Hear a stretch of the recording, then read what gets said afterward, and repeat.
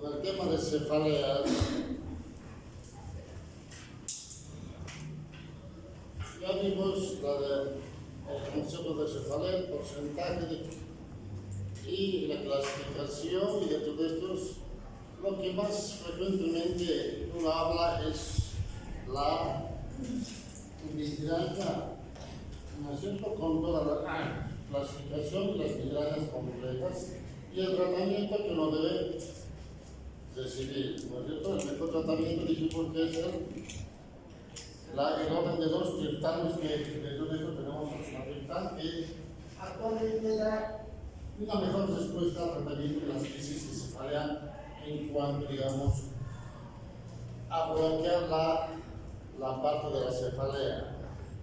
No quita la enfermedad, pero sí, digamos, disminuye la intensidad y podemos usar la clorpromacina, otros fármacos cuando son muy severos.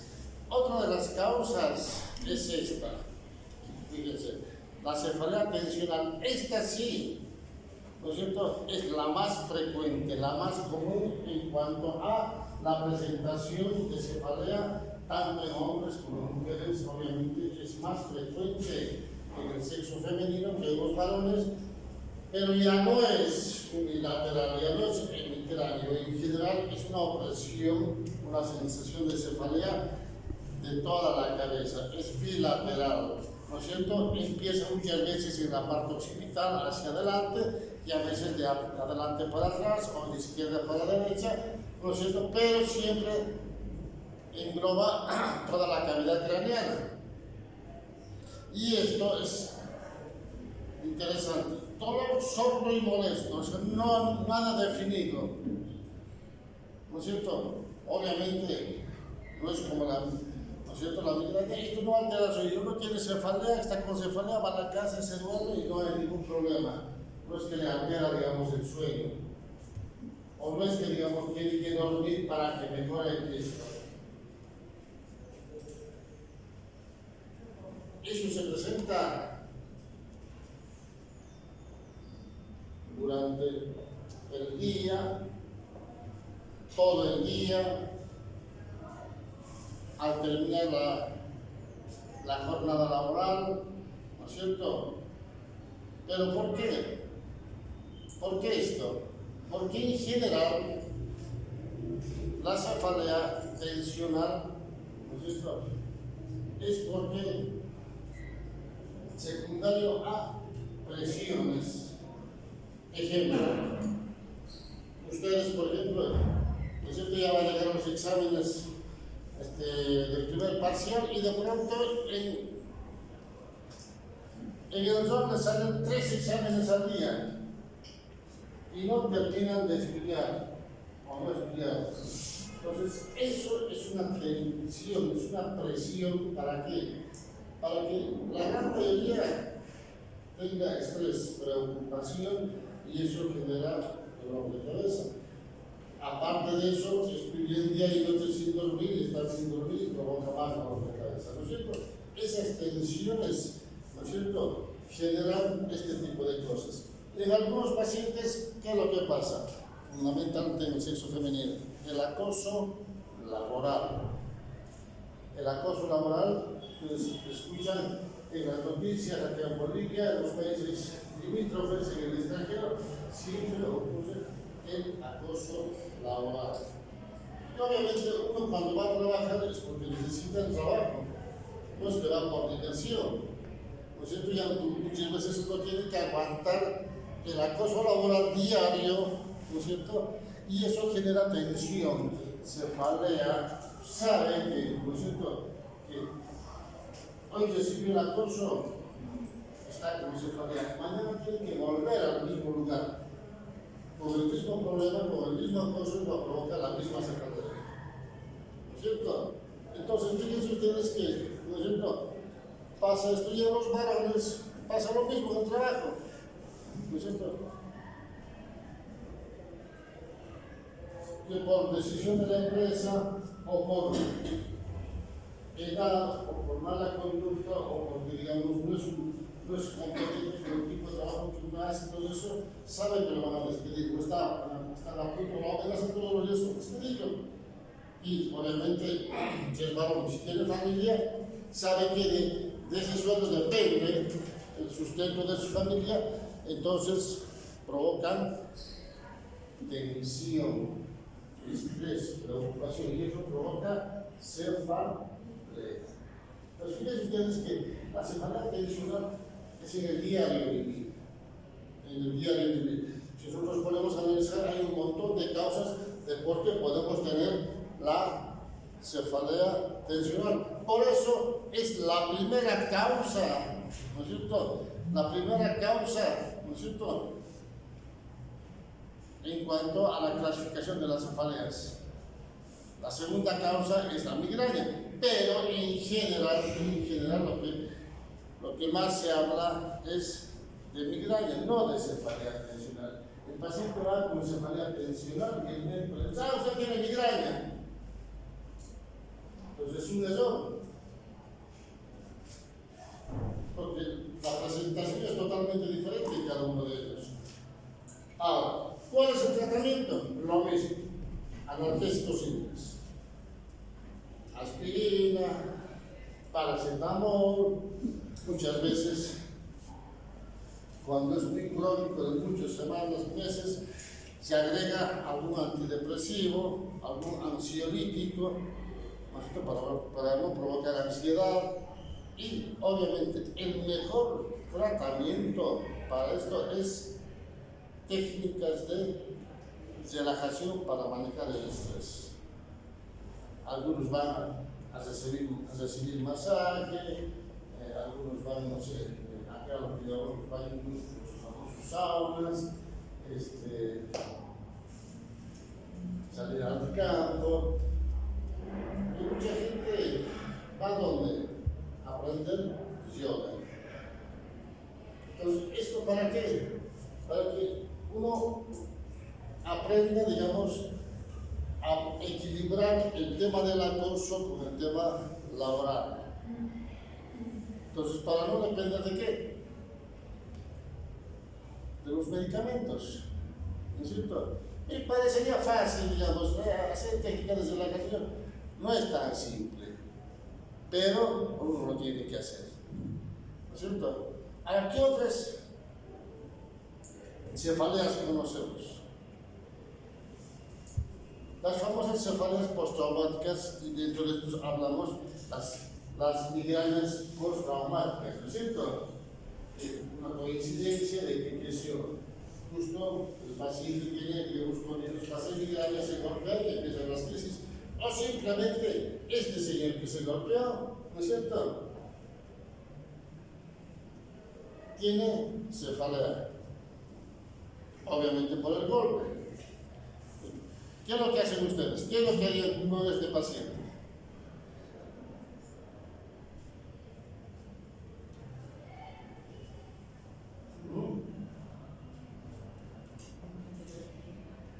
¿Lo que haces con el paciente?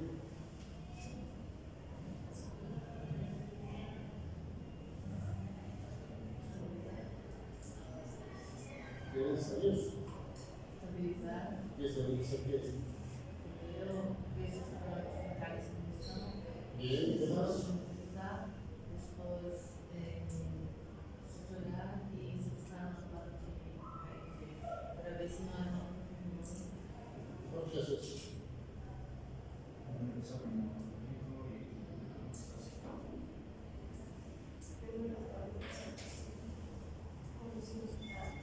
Más.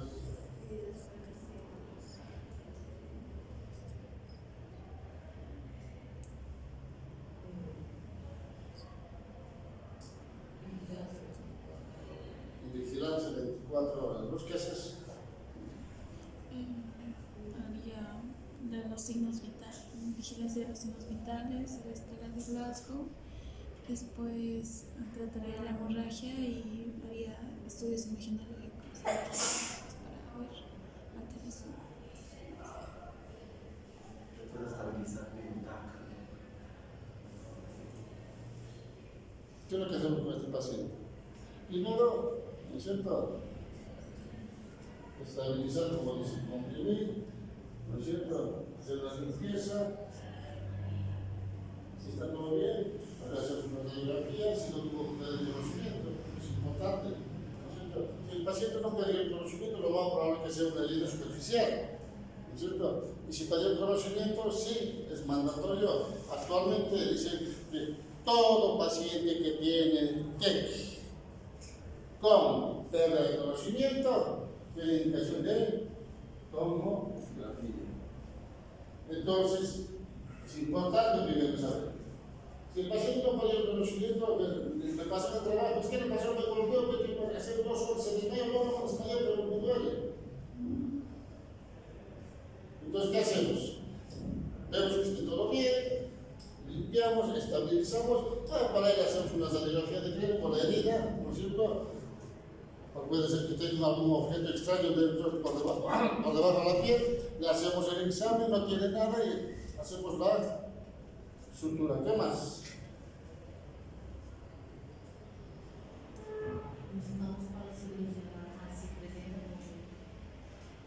Signo de alarma, dice su compañero. ¿Qué otra cosa?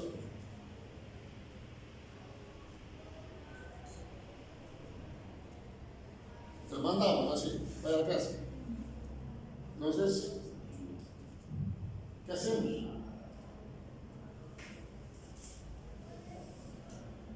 Lo abandonamos ahí en emergencia. ¿Qué hacemos? ¿Ah?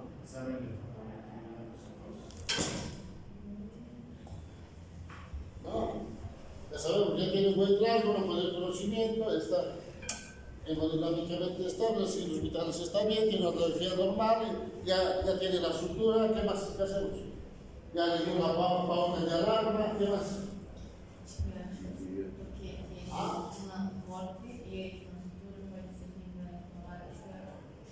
¿Cómo? Sus compañeros antibióticos. En general, cuando nosotros vemos esto, si hacemos una herida limpia, en general se recomienda analgésicos, ¿no es cierto? Antiinflamatorios y se pregunta si recibió el tétano, ¿no es cierto? Entonces, si no recibió, a veces se recomienda usar una dosis de tétanos, ¿no es cierto? Y con eso, si la herida es sucia, bastante sucia, ¿qué es lo que hacemos? Aparte del tétano, ¿qué tenemos? Hay que darle antibióticos, ¿no es cierto? ¿Qué otra cosa? Lo mandamos a la casa con analgésicos, ¿sí? Reposo, muy bien. Lo mandamos a la casa con reposo, analgésicos, antiinflamatorios, todo se va a la casa. El paciente vuelve a la semana, o se farea. ¿Qué hacemos? Le hacemos un ataque, no tiene la tomografía normal. Se lo mandamos a la casa con analgésicos. A los 15 días vuelve con cefalea. ¿Qué hacemos? Tratamiento ahora prolongado. ¿Ah? Tratamiento de horario prolongado. Le damos tratamiento prolongado a diario, dice, al mes, vuelve con cefalea. ¿Qué hacemos? ¿Ah? Le mandamos al neurólogo. Yo soy neurólogo y le mando al neurólogo. ¿Qué hacemos?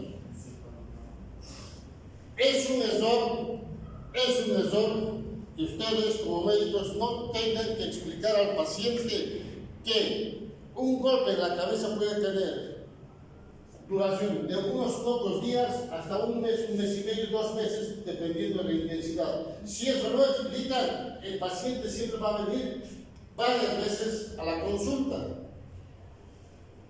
Entonces tienen que aprender a explicar eso. Señora, señor, va a tener cefalea por varios días, va a tener que seguir tomando, y si le falta, se va. Viene, le damos el receta, lo compra a la farmacia, lo mismo, y sigue tomando. Va a tener cefalea 1 semana, 2 semanas, 3 semanas, y cada día que pasa va a ser menos. Si no explicamos eso, el paciente va a volver otra vez. Algunas veces se golpearon, por ejemplo, las rodillas, el codo, los varones que juegan fútbol, ¿no es cierto? Se toman un analgésico que desaparece el dolor. No. Me dura varios días. Lo mismo en la cabeza. La diferencia es que si me golpeó la rodilla, sé que es un golpe en la rodilla y estoy caminando, no tengo fractura. Pero si usted golpea la cabeza, el paciente, ¿no es cierto?, cree que tiene algo dentro del cráneo.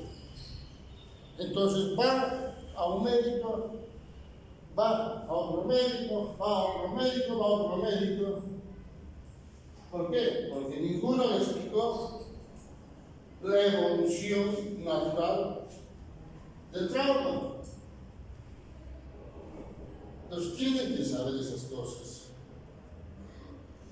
Es importante que sepan esas cosas, sepan explicar, hacer entender al paciente. Entonces, todo lo que dijeron está bien, pero les faltaba explicar. Entonces si yo tengo un paciente, ¿no es cierto?, todo esto le explicaré que dura de varios días a semanas a meses. Le diremos que al principio usted va a tener náuseas, mareos, no se preocupe por la conmoción. Uno le tiene que explicar eso. Va a tener mareos un poquito al caminar. Si no explicamos esas cosas,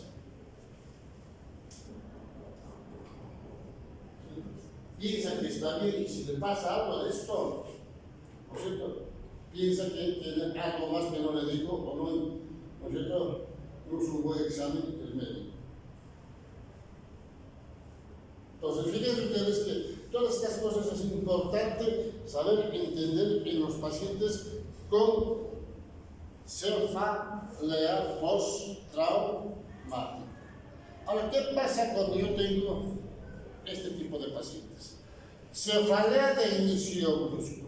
Cuando nosotros hablamos de cefalea de inicio agudo, intenso, brusco, ¿no es cierto?, que muchas veces va acompañado de náuseas, vómitos, muchas veces pierde el conocimiento y a veces no, a veces tiene convulsiones que no mejora con el reposo, no mejora con los analgésicos, ¿no es cierto?, y va a la emergencia con cefalea.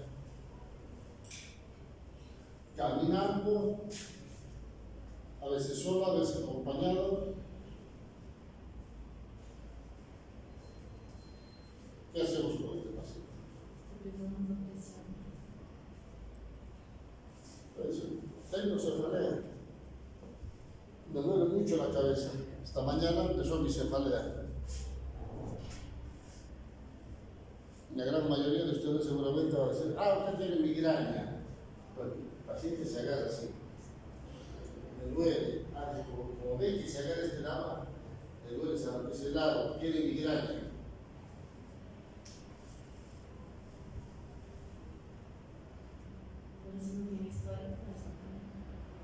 ¿Qué hacemos?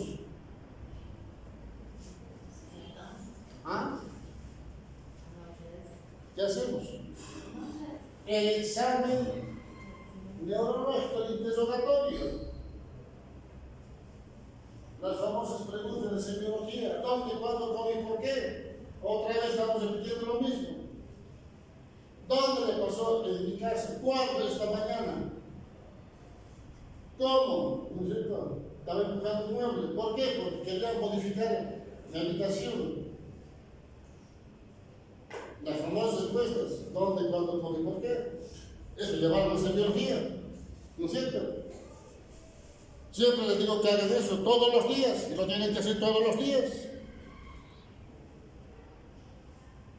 Entonces ya, ¿no es cierto?, después de eso, ¿es la primera cefalea que tiene o ya tenía de antes? Para saber si es migrañosa o tiene cefalea tensional o sea.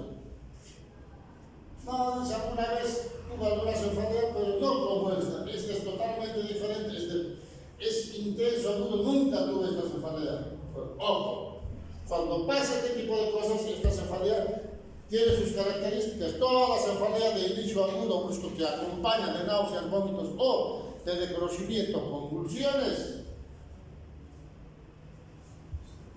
uno tiene que sospechar de una hemorragia suprarrenal. Entonces, cuando yo sospecho de una hemorragia subaracnoidea, ¿qué es lo que tengo que hacer? No.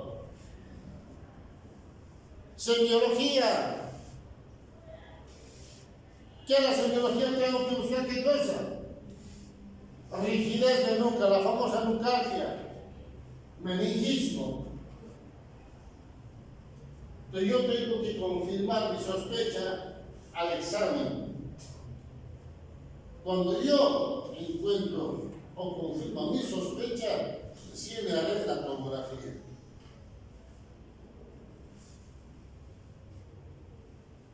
Entonces ya, con los antecedentes del interrogatorio, más el examen neurológico, semiológico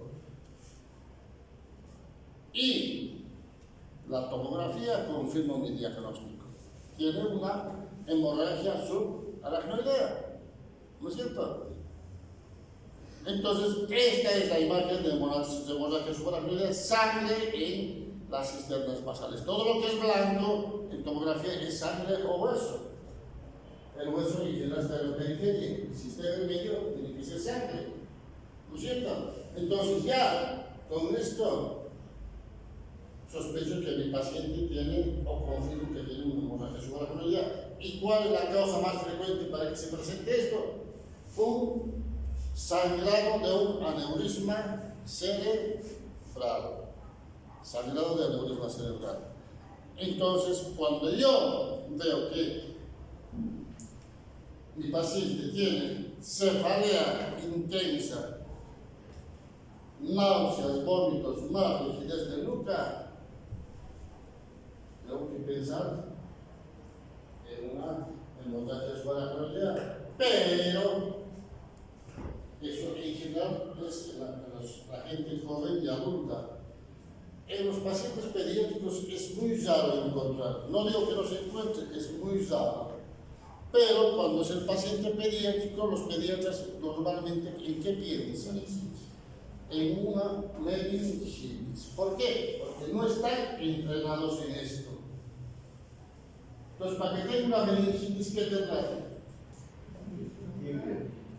¿Cómo? Más alza térmica. ¿Sí? Más alza térmica. Entonces, yo tengo un paciente que tiene cefalea, náuseas, vómitos, rigidez de nuca, fiebre, para mí es una meningitis. Pero si un paciente que tiene cefalea, náuseas, vómitos, rigidez de nuca, sin fiebre, entonces será una cefalea por hemorragia subaracnoidea. Miren qué fácil. Cuando uno empieza a razonar, a pensar, ¿no es cierto? Así como ustedes lo están haciendo ahora, es fácil llegar al diagnóstico, ¿no es cierto? Bien, seguimos. Cefalea por anorexia. Estas cefaleas en general se presentan ¿con qué características?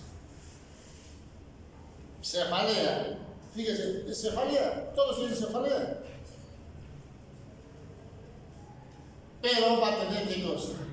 Una cefalea occipitocervical, cefalea cervical, a veces occipital nada más, y tiene el signo del Lermite o Lermite. ¿Qué es el signo del Lermite o Lermite? Es una descarga eléctrica en la parte del cuello y la parte dorsal alta, acompañado de cefalea o la cefalea acompañada del signo del Lermite. Descarga tipo electricidad. Tengo un dolor tipo electricidad. El paciente dice así. El signo del Lermite. Entonces, cuando tengo esto, más, fíjense, náuseas, mareos,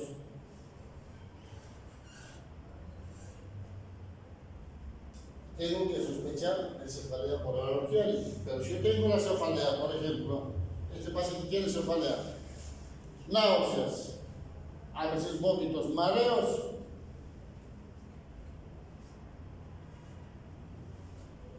¿qué es lo que tengo que preguntar? ¿O qué es lo que tengo que hacer al examen? Es igual que el anterior.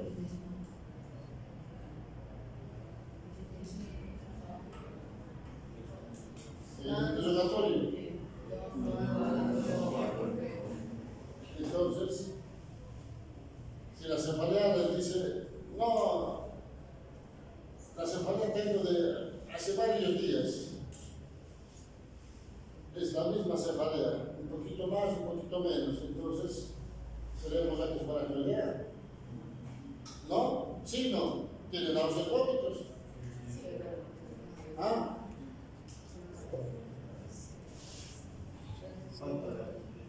Entonces, ¿qué es lo que tengo que hacer? ¿Examen serio? No. ¿No es cierto? Pues para buscar qué cosa. ¿Liquidez de? Ahora no tienes liquidez de nunca. ¿Qué más tengo que preguntar? ¿Qué otros síntomas, aparte de eso? A veces el paciente no lo dice, que hay que un poco inducirlo. No le duele los hombros, no le duele la espalda. Ah, sí, doctor, a veces tengo una descarga eléctrica.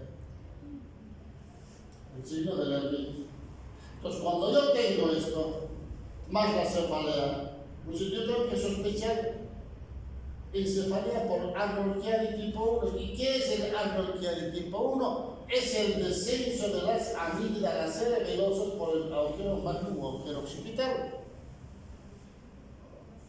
Esto es una resonancia, esto es un esquema normal de la fosa posterior, cerebelo, bulbo, más de la protuberancia, bulbo y la región cervical.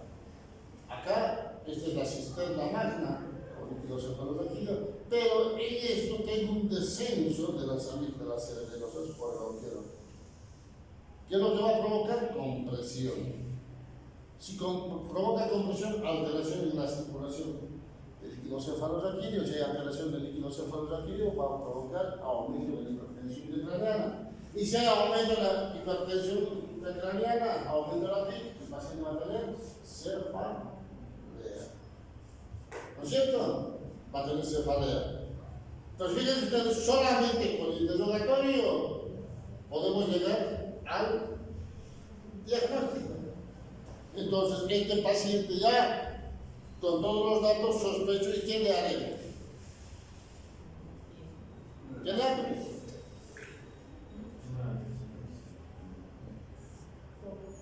En general, en todos los hospitales tenemos tomografía, ¿no es cierto? Se puede hacer una tomografía.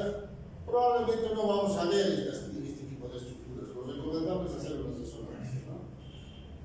Obviamente le hago una tomografía, sospecho de algo, no encuentro nada. Igual el segundo paso va a ser la resonancia. ¿Para qué? Para buscar este descenso de la amígdala cerebelosa.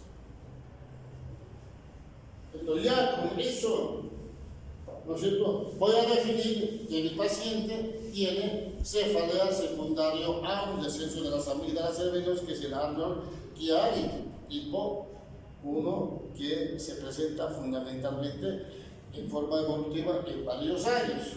Ahora, ¿qué otra cosa va a provocar esto? Dilatación de la médula. Esto es lo normal, aquí hay una dilatación, una cavidad. A esto se llama siringomielia. Entonces, fíjense, esto que vemos acá. Entonces va a tener otros síntomas más este paciente. Los pacientes que tenemos este tipo de sospechamos, tenemos que empezar a buscar este tipo de cosas para confirmar nuestro diagnóstico. Pero dentro de lo que es el Arnold-Chiari, ¿no es cierto? Tenemos dos tipos, el Arnold-Chiari tipo 1 y el Arnold-Chiari tipo 2. El Arnold-Chiari tipo 1 en general se presenta en la edad adulta con descenso de las amígdalas y el paciente sigue haciendo su vida normal y se manifiesta en la edad adulta. El tipo 2 en general se presenta en malformaciones o defectos de formación en los recién nacidos, y dentro de estos está en el mielomeningocele. Arnold-Chiari tipo 1 en los adultos y el tipo 2 en general siempre acompañado al mielomeningocele. Pero en este momento nos interesa saber la cefalea del tipo 1, que se presenta en las personas adultas. Bien, tenemos la arteritis temporal, esto, fíjense ustedes, esto que vemos acá, ingurgitación, ¿no es cierto?, de la arteria temporal, se presenta más en los pacientes de la tercera edad, y si nosotros no tocamos la parte del trayecto de la arteria temporal, vamos a ver que no nos cuesta agarrar el pulso de la arteria, pero en estos pacientes hay una ingurgitación, ¿no es cierto?, es bastante notorio, bastante pulsante y dura todo el día, con engrosamiento, hipersensibilidad, ¿no es cierto?, muy doloroso a la palpación, ¿no es cierto? Entonces, estos en general, las arteritis temporales, ¿no es cierto?, ¿qué es lo que van a provocar? Si no se hace tratamiento, puede provocar ceguera. Entonces, cuando pasa este tipo de cosas hay que tomar en cuenta, porque no solamente hay ingurgitación, son hipertensos, tienen bastantes enfermedades, digamos, agregadas, y hay que tomar en cuenta que si no hacemos rápidamente el tratamiento correspondiente, el paciente puede quedar cefalea secundario a pseudotumor cerebral. Esta sinusal se presenta en qué tipo de pacientes? Normalmente se presenta en pacientes que tienen sobrepeso, tienen en los pacientes adolescentes, aquellos pacientes que toman algún medicamento, en general las mujeres, algún anticonceptivo, o el consumo de vitamina A, algunos dicen vitamina E, vitamina A, en grandes cantidades, ¿no es cierto? Y la característica de estos es que cuando tienen el pseudotumor cerebral, dicen, no, cuando me acuesto tengo más dolor de cabeza, tengo que dormir semi-sentado o sentado, ¿no es cierto? Y cuando usan los anticonceptivos, normalmente el dolor es permanente, ¿no es cierto? Algunos de ustedes, las chicas, seguramente usan algún anticonceptivo y cuando empiezan, a veces provoca ese tipo de cefaleas. ¿Qué es lo que dice el prospecto? Efectos colaterales. Puede presentar cefalea, muchas veces, ¿no es cierto? ¿No es cierto? ¿Cómo se llama? Ingurgitación, tensión en las mamas y no sé qué cosas, un montón de cosas. Ante cualquier efecto, consulte con su médico. Van al ginecólogo, ¿qué hacen? Le cambian otro anticonceptivo. Entonces, no todos los anticonceptivos provocan este tipo de síntomas, solo algunos. Pero, si no cambiamos, el paciente va a tener cefalea por aumento de la presión intracraneal. Se hace el examen, fondo de ojo, y encontramos qué cosa: edema de papila. Edema de papila. Entonces, si la causa es el uso de anticonceptivos, se cambia o se suspende, ¿no es cierto? Ahora, si es el tema del sobrepeso, la obesidad grado 3, por ejemplo, ¿qué es lo que tenemos que hacer? Dieta. Bajar la dieta, hacer que baje de peso, ¿no es cierto? Porque en general, antes yo cuando era chico, ¿no es cierto?, en Bolivia, ¿qué es lo que veíamos? Bastante desnutrición. La preocupación era desnutrición. Ahora, ¿la preocupación qué es? La obesidad. Antes, de cuando en cuando uno veía, no sé, diabetes, de cuando en cuando asma, ¿no es cierto? De cuando en cuando el paciente que tenga presión alta. En general, no era el problema a la consulta. Eso. Era problema de desnutrición, diarrea y un montón de cosas. Ahora, consultan por qué? Por cefalea, presión alta, problema de asma, diabetes, sobrepeso. Totalmente diferente. Pues fíjense ustedes que uno tiene que tomar en cuenta ese tipo de cosas cuando estamos frente a un paciente. Entonces yo tengo un paciente que viene con cefalea, tiene, no sé, 14 años, pesa 99 kilos, no sé, 100 kilos, ¿no es cierto? Tiene cefalea, yo tengo que pensar que tiene una cefalea secundaria a un pseudo tumor cerebral. Porque el paciente no va a ir solamente a un médico, otro médico, y nadie le da el diagnóstico. Entonces, el paciente va a seguir con cefalea, pero nadie le dice que baje de peso. O si le dice que el paciente no hace caso. ¿No es cierto? Entonces, pseudo tumor cerebral. Pues miren ustedes, hay varias causas de que el paciente pueda tener cefalea. Otra de las causas, esto. Punción lumbar. ¿Por qué? Porque algunos de los médicos hacen esto. Aspirar el líquido cefalorraquídeo. Nunca deben aspirar el líquido cefalorraquídeo.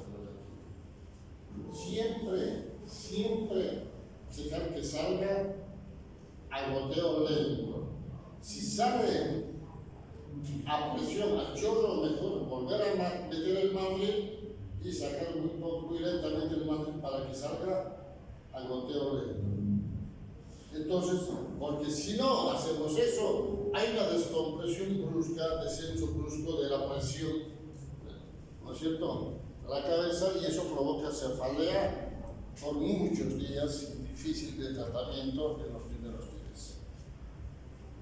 Porque va a haber una tracción de estructuras de la cavidad craneal, ¿no es cierto? Por eso es que cuando nosotros hacemos la punción lumbar, ¿qué es lo que decimos al paciente? Quédese acostado con la cabeza, ¿no es cierto?, a 0 grados durante 15 a 30 minutos para que vaya compensando.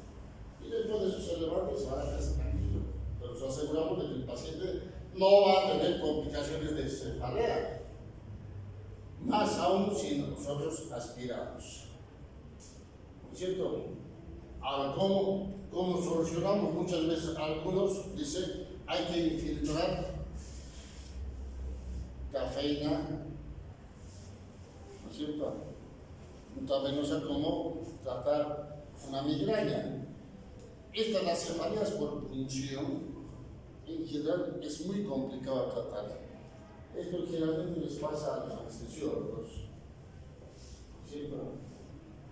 Y el dolor es tan intenso que el paciente queda internado por varios días, a veces semanas, pero después de hacer todos los analgésicos posibles, se va mejorando progresivamente. No hay un analgésico, digamos, específico que se aplica y el paciente mejora, no. Pero, ¿cuál es el problema de esto? Normalmente el paciente tiene que estar, para la punción lumbar, ya se los dije creo en las primeras clases, en decúbito lateral, nunca sentado y menos parado. Algunos se hacen sentar, les hacen la punción de sentado. Alguna vez yo vi parado, nunca. ¿Quieren hacer una buena punción lumbar? El decúbito lateral es lo mejor. Lo más recomendable, porque lo podemos poner en posición fetal, abrir la parte posterior de las estructuras para poder ingresar la aguja fácilmente.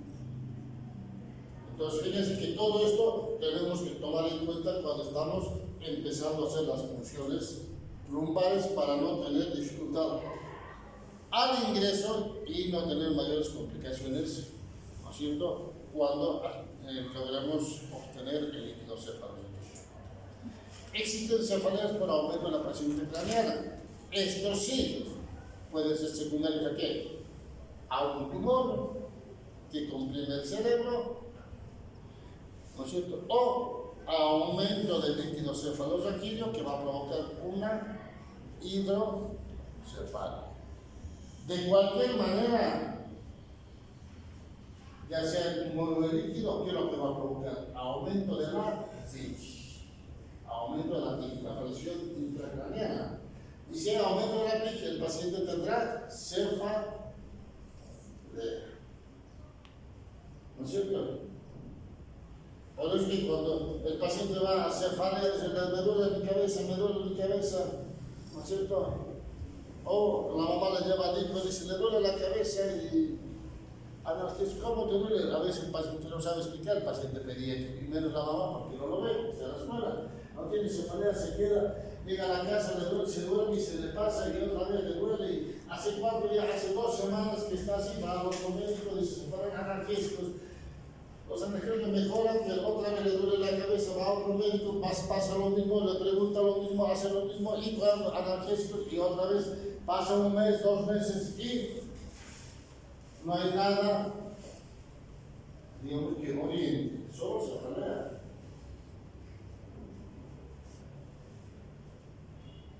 Después ya de agotar todo el interrogatorio del examen no queda claro, a veces es necesario hacer cefalea. ¿Para qué? Para descartar una hidrocefalia. O a veces buscar, digamos, o sospechar de un tumor, ¿no es cierto?, en los adultos y los pediátricos también, pero tumores en la fosa posterior. Porque si hay tumores en la fosa posterior, va a alterar la circulación de líquidos cefálicos aquí y va a provocar ¿qué cosa? Hidrocefalia. Entonces, fíjense, de cualquier manera, el paciente tiene cefalea. Entonces, cuando yo tengo un paciente en la emergencia que me por cefalea, yo tengo que pensar en todas estas cosas que estamos hablando. No decir, tiene migraña y váyase a la casa, aspirina a la casa, que es lo que hacen la mayoría. Yo no quiero que les pase eso a ustedes, no quiero que actúen así ustedes, yo quiero que actúen, ¿no es cierto?, adecuadamente, un buen interrogatorio, un buen examen neurológico y sospechar siempre. A veces es mejor sospechar de lo peor que no sospechar. Entonces tenemos cefaleas secundarias a enfermedades locales. Un tumor de órbita tiene dolor retroocular y dolor en la cabeza. La neuralgia del trigémino, si agarra la primera llama, va a tener cefalea. Tumores que invaden de la nasofaringe, la base de cráneo, van a provocar cefalea. Entonces, que vaya potosino, ¿no es cierto? Del potosino seguramente hablaron del estégico neuroblastoma como tumor, que nace en la nariz, invade la base de cráneo. Entonces, fíjense ustedes, todo eso, cefaleas por enfermedades locales pueden provocar cefalea. Entonces, tengo que empezar a pensar también en ese tipo de cosas. Todo esto que hablamos son las cosas que relativamente con bastante frecuencia se presenta en la emergencia. Hay un montón, si ustedes agarran el capítulo de cefaleas, de cualquier libro de neurología o neurocirugía, hay una lista grande de causas de cefalea. Pero algunas son muy esporádicas, que no las vamos a ver. Pero estas que les digo, o se los explico, sí, con relativa frecuencia lo van a ver en su práctica diaria como médicos. Entonces tienen que tomar en cuenta esto, saber esto, ¿no es cierto? Más que todo saber hacer el diagnóstico y posteriormente el tratamiento. ¿Alguna pregunta, jóvenes? Sobre cefaleas. Alguien que tiene problemas de diabetes, nos han dicho que problemas de cálculos y tesis vesicular, que les duele y tienen cefalea.